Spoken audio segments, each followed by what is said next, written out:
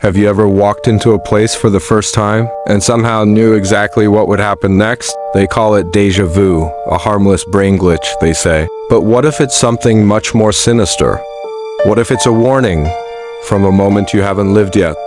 Tonight, we're diving into 3 chilling true stories where déjà vu didn't just happen once. It kept happening over and over, pulling people deeper into a reality they couldn't escape. These aren't just eerie coincidences. These are summer nights twisted by something dark and real. You won't forget them, in fact. Something tells me you've heard them before. Let's begin. I've never really told anyone about this before, not in full. Anyway, because even saying it out loud makes it feel less real. Or maybe too real. But what happened to me in 2018 has stuck in my mind like a bruise that never fully fades. And the worst part is, it started with something small. Something I almost ignored. Back then, I was renting a room in an old Victorian house in Providence, Rhode Island. It had been split into apartments decades ago, and I lived on the 2nd floor, just down the hall from an older couple who rarely left their unit. My room was compact but had charm creaky wooden floors, a fireplace that didn't work, and a tall antique mirror bolted into the wall beside my bed. The landlord told me it was original to the house, probably from the late 1800s and too heavy to remove. I didn't mind it. At first, I remember the first night vividly. I was reading in bed with a small desk lamp on when I looked up and saw my reflection, except I wasn't moving. I blinked, and in the mirror, I thought maybe I was tired or imagining it. I laughed to myself, turned off the light, and went to sleep. But the image stuck with me, like something was off. And in the morning, I had this weird feeling that I'd had that exact same moment before laying in bed. Looking at the mirror, that exact lamp flicker, it all felt painfully familiar, like I'd lived it before down to the millisecond. Déjà vu, I thought. I'd felt it before, just not this strong. I brushed it off. But over the next few weeks, the episodes got more intense. I started having entire conversations with people and knowing seconds in advance what they were going to say. I would open a drawer and find something I didn't remember owning, only to get a flash of memory like I'd seen it before, somewhere, somehow. It was always little things, but precise, timed too perfectly. Not coincidence. Then the mirror started to get weirder. One night, I was brushing my teeth when I caught something in the reflection behind me. It looked like my door just barely cracked open, but when I turned around, it was closed. In the mirror, it was still slightly ajar. I stared at it for maybe 10 seconds before the reflection slowly caught up and matched what I saw in reality. I stopped brushing and stepped back, heart thudding. Something about the lag, that delay, made my skin crawl. It wasn't like a video glitch. It felt conscious. I didn't sleep that night. I kept the lights on and faced away from the mirror. Around 3 a.m., I woke up gasping from what I thought was a dream, but it didn't feel like one.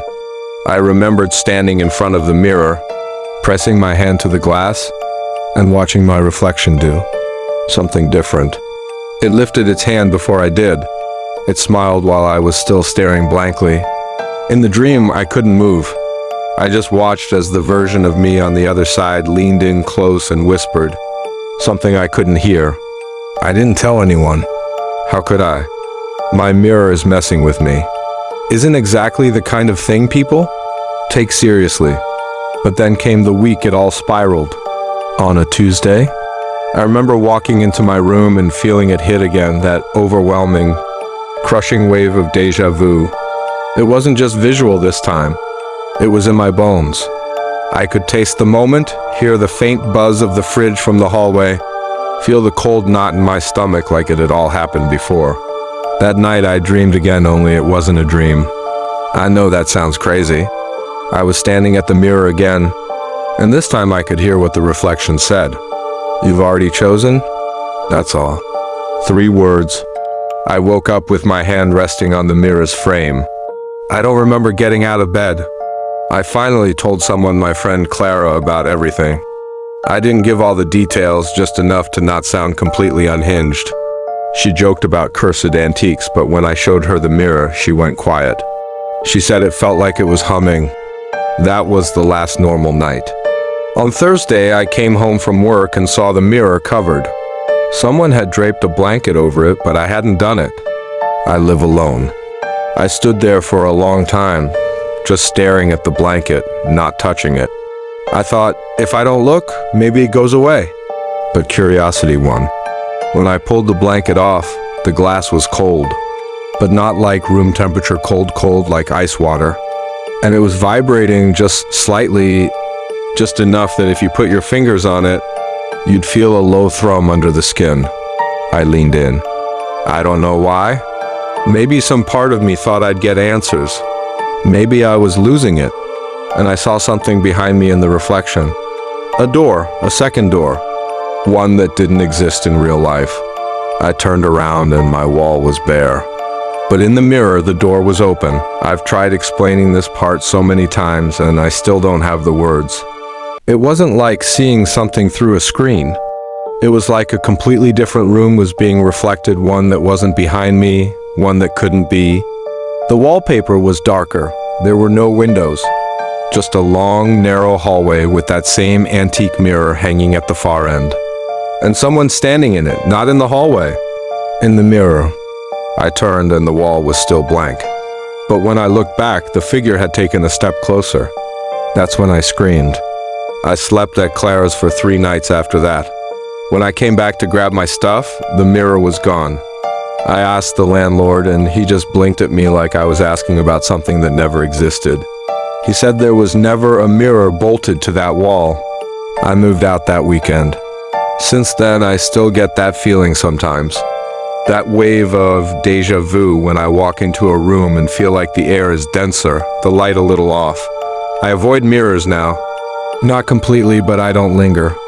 I never look at them in the dark. Because what scares me most isn't what I saw. It's what it said. You've already chosen? And I don't remember what I chose.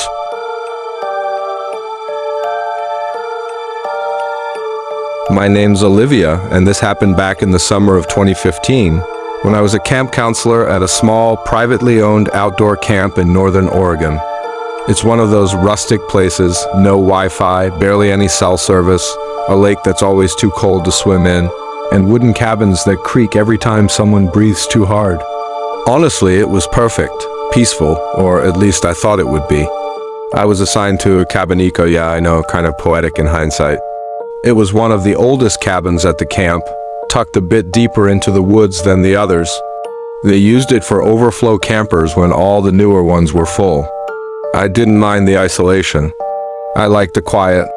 But that's also where the déjà vu started. The first time I felt it, it was small, one of those passing, haven't I done this before? Moments. I was tucking one of the campers and her name was Grace, a sweet kid, and she asked me if I had ever had a dream that came true. I froze for a second because I swear to God, I knew she was going to say that. I remembered the exact phrasing, the tone, even how her hair fell across her pillow when she asked. I just told her once or twice, but the feeling stayed with me, like I'd lived that exact night already. It happened again the next morning during the counselor meeting.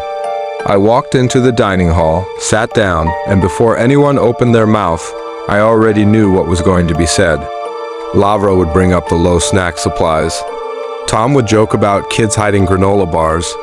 One of the directors would sigh and say they're working on it. It played out like a scene I'd rehearsed. I laughed it off. Just déjà vu, stress maybe. Camp life is exhausting, especially when you're running on 5 hours of sleep and mosquito bites. But then I started dreaming about the cabin. Only it wasn't the version I lived in. It looked the same in shape, but the beds were arranged differently. The windows had bars on them. And there were names I didn't recognize scratched into the wood beneath the bunks. Always the same 3 names. Megan, Elise, Juno. I woke up sweating every time. Sometimes I'd remember fragments of conversation from the dreams, whispers in the dark.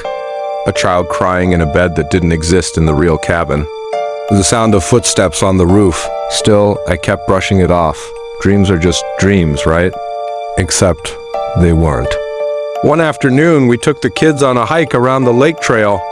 I'd done the trail twice already since arriving, so I knew it well, but that day something felt wrong.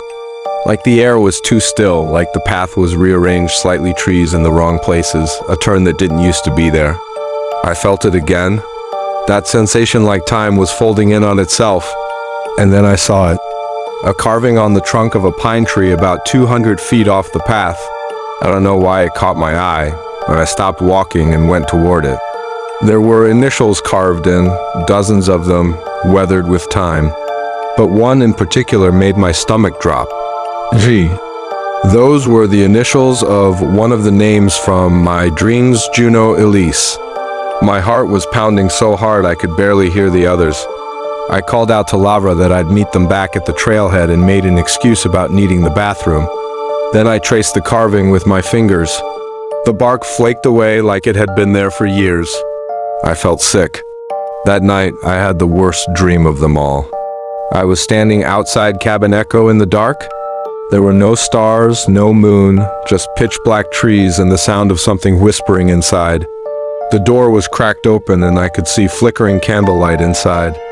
I walked in, and all the bunks were empty except for 3, Megan, Elise, Juno. They were written in red paint across the bed frames. I turned to leave and saw someone standing in the mirror nailed to the back wall. It was me, but older. I had gray streaks in my hair and eyes that didn't blink. She said one word. Again. I woke up screaming. I went to the camp director that morning and told her I wasn't feeling well. I didn't tell her the real reason I wasn't ready for that look people give you when they think you've lost it. She told me to rest for the day, so I stayed in the counselor lounge and tried to ground myself. Just dreams. Just nerves. That night, when I returned to the cabin, Grace looked up at me and said something that made my blood run cold. She said, "You didn't come back last time?" I crouched down and asked her what she meant. She shrugged and said, "I think it was a dream. You went into the woods and you didn't come back?" But someone else came instead. I asked who. She said, but you weren't the same." I barely slept that night. I just stared at the ceiling until sunrise. The feeling of déjà vu was now constant, like I was sliding through a version of this week I'd already lived, just slightly off. I started keeping a journal, writing down moments before they happened. Most of the time I was right. Scarily right. The final straw was a conversation with another counselor, Megan, who worked in the admin building. I mentioned the dreams to her in passing carefully, and when I said the name Juno Elise, she froze. She said she'd seen those names in an old counselor logbook once. A fire in Cabin Echo, 3 campers. 1993. The record said it was caused by faulty wiring. The girls died in their sleep. There were no mirrors in the cabin after that. Until recently. Until the one they hung back up just last year. I didn't say anything. I just walked away. I left the camp the next day. To this day, I still get dreams of that version of the cabin. The one with barred windows and names scratched into the wood. And sometimes when I walk past the mirror, I see her again me, older, waiting, watching. And she always mouths the same word. Again. I was 26 when it started. I worked as a systems analyst for a mid-size insurance company in Detroit. Very average life. 9 to 5 routine, beige walls, microwave lunches. Nothing dramatic. If you told me even 2 years ago that I'd one day believe I was remembering the future, I would have laughed in your face. But I need to get this out, even if it makes no sense to anyone but me. It began with a conversation. I was in the break room pouring coffee when my coworker Rachel came in and said, "You know, they're letting go of at least 5 people this month, right?" She was whispering, the way people do when they think the office walls have ears. I remember nodding, shrugging, not really engaging. But I also remember something else. I had already had this conversation. Same words, same mug, same awkward pause after she said 5 people. It wasn't just a vague sense of familiarity, it was like rewatching a scene I'd seen days ago. Only I hadn't, not really. I chalked it up to stress. I was pulling long hours, barely sleeping. Maybe my brain was just blending moments together. But that feeling, that pull of repetition kept happening. Little things at first. I'd open my email and already know what the subject line would be. I'd walk into the kitchen and hear the microwave beep before my coworker even pressed start. It was like I was half a second ahead of reality, just enough to feel it, just enough to know something was wrong. Then it escalated. One night, I woke up from a vivid dream where my friend Jordan called me, panicked, saying his girlfriend was in a car accident. I even remembered the way his voice cracked when he said her name. Emily, the sound of sirens in the background. I remembered asking, "What hospital?" And him saying St. Vincent's, West Side. The whole thing burned into my mind like it had already happened. I shook it off, a nightmare, nothing more. But the next day, at 4:07 p.m., my phone rang. It was Jordan. I answered before it finished ringing and said, "Is Emily okay?" There was silence. Then, his voice, quiet and trembling, "How did you know?" That's when I started writing everything down. I kept a journal, times, places, phrases. I'd get these flashes, like someone was inserting scenes into my memory that hadn't happened yet. Sometimes they were small, someone spilling coffee on the train. A dog barking at 3 a.m. Other times, they were darker. There was one dream I had over and over. I'm standing on a subway platform. I can hear a voice on the intercom. I feel the weight of a backpack on my shoulders, and then I see someone jump. Every time I'd wake up before I saw their face, but I'd remember the smell, the metallic tongue in the air. The exact time on the station clock, 8:42 a.m., and then one Monday it happened. I was heading to work, running late, caught the downtown line at 8:39. When we pulled into the next stop, I saw the clock. 8:42. I stood up, I don't know why, just instinct. I moved toward the doors. Something in my chest screamed, "Get off the train." I stepped out onto the platform, turned to my left, and saw a man standing dangerously close to the edge, hands twitching, shoes halfway off the yellow strip. It was him, the man from my dreams. And before I could say a word, he looked over his shoulder. Right at me, not past me. At me. And he smiled. Then he stepped forward. It happened so fast, I barely had time to react. People screamed, the train braked hard, and I stood there frozen because in that moment I realized something. He knew I'd be there, just like I'd known he would. And that smile, it wasn't one of peace. It was recognition. I stopped taking the subway after that. I started avoiding places I'd dreamed about. I even moved apartments, thinking maybe I could outrun the pattern. But it followed me. The dreams became clearer, more detailed. I'd dream of arguments with people I hadn't met yet. Grocery receipts with exact totals. Songs on the radio I'd never heard before, only to hear them weeks later like they'd just released. It was like my life was on rerun, only I was just now catching on. I tried to tell someone once, my ex, Sarah. I thought maybe she'd believe me. She didn't. She said I needed help, that I was slipping into some kind of obsessive delusion. I told her I understood. I didn't blame her. But the next week she called me crying, saying she'd just lost her job. I had written it down 2 weeks earlier. Sarah, fired, restaurant closure, Wednesday. I burned that notebook. But the dreams didn't stop. One night I had a vision, I don't even want to call it a dream anymore, where I was walking alone in a hospital hallway. Every door I passed had my name on it. Inside each one was a different version of me, some sick, some crying, some screaming, some dead. One of them turned to look at me and whispered, "You can't save all of us." When I woke up, I couldn't move for nearly a minute. I've started to wonder if this isn't déjà vu at all. What if I'm not remembering the future? What if I'm just slipping into another version of it? Like there's 1,000 lives stacked on top of each other, and sometimes I fall into the crack between two.